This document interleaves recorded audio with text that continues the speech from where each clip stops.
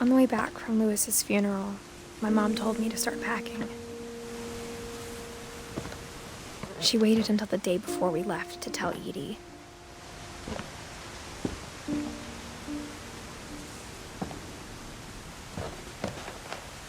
I'm not sure if she wanted to make it easier or harder.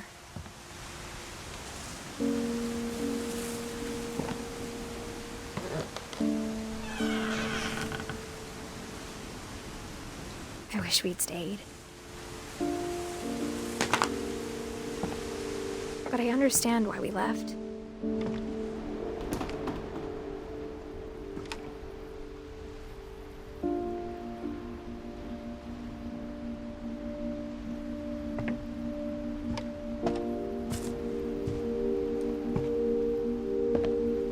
My mom ended up leaving everything behind.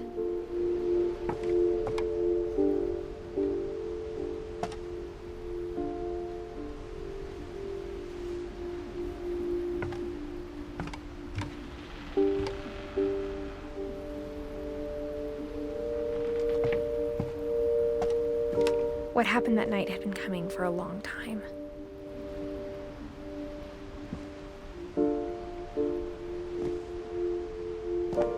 Maybe it should have come sooner.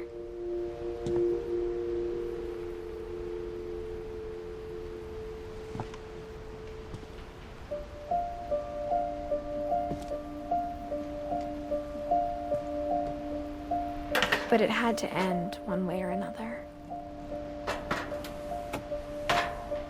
All that's left now is to tell you about that last night.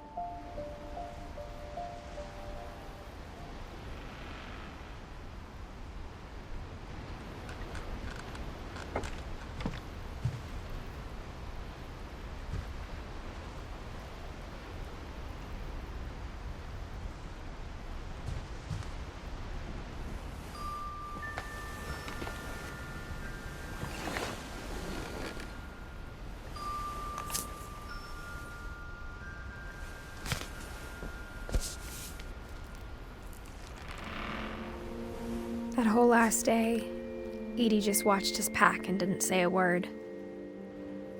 Until supper, when she raised her glass and said, "To our final night together, and all our final nights apart." Grandma, you know what I said about alcohol. Some of your medications are very Edith, specific. I left a present for you in the hallway. Why don't you go open it? The grown-ups have to argue now. I'm sorry, you're right. We're all leaving tomorrow. Let's just enjoy our last... I'm not leaving. Edith, you're excused.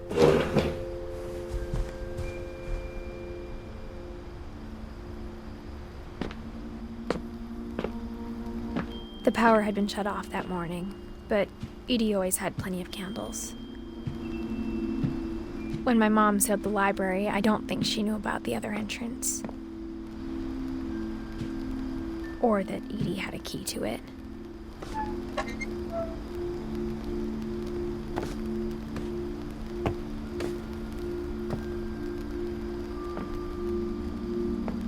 That thing you're afraid of isn't going to end when you leave the house.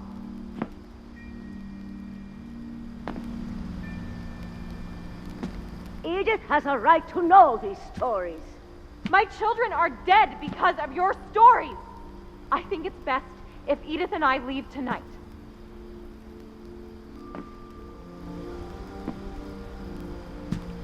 We'll have the nursing home send a van for you in the morning, okay?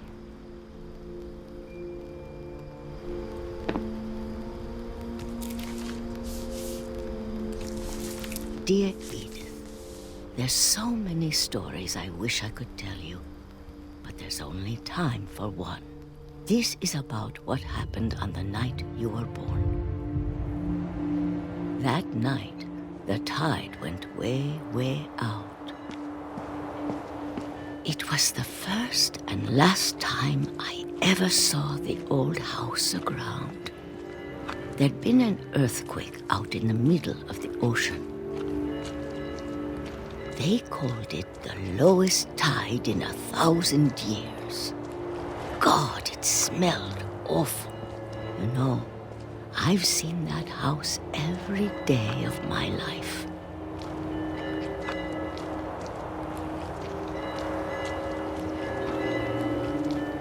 But I never thought I'd go back to it. When the fog rolled in, I lost my way.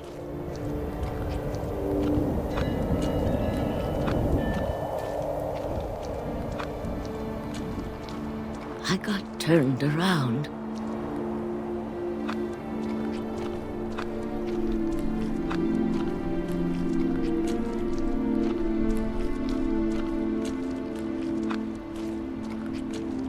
For a while, I wandered.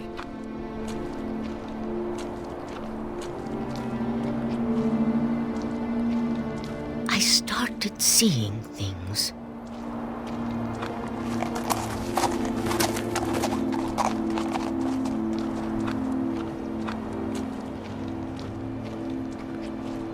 Things I'd forgotten had ever existed.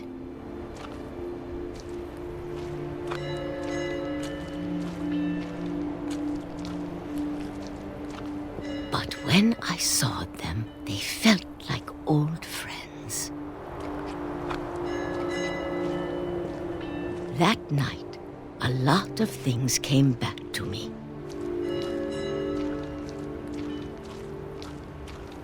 Or maybe I came back to them.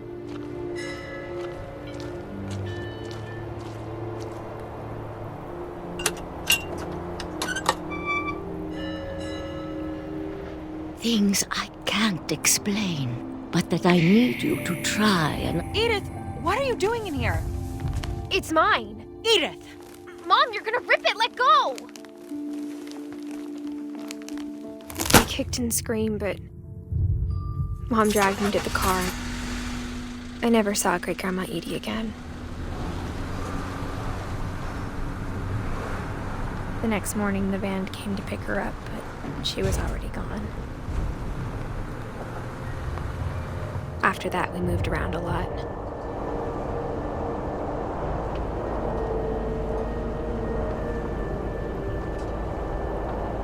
We both tried to make the best of it.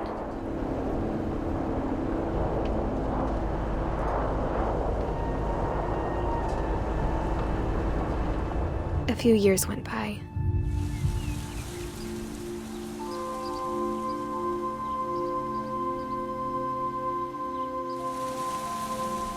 My mom didn't like to talk about it, but she started getting sick a lot.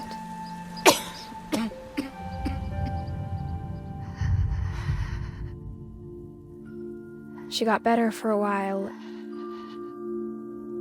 and then she didn't. And then I was alone.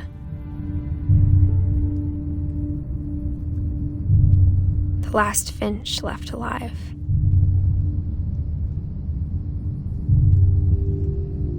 Until I found out about you. I'm still not sure what to tell you about all this. If we lived forever, maybe we'd have time to understand things. But as it is, I think the best we can do is try to open our eyes. And appreciate how strange and brief all of this is.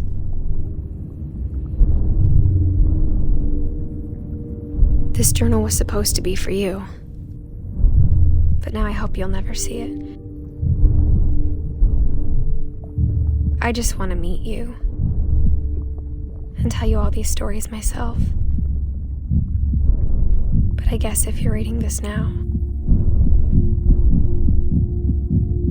things didn't work out that way.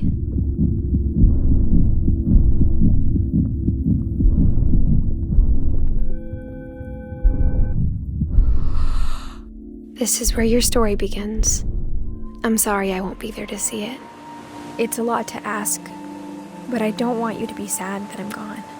I want you to be amazed that any of us ever had a chance to be here at all. Good luck.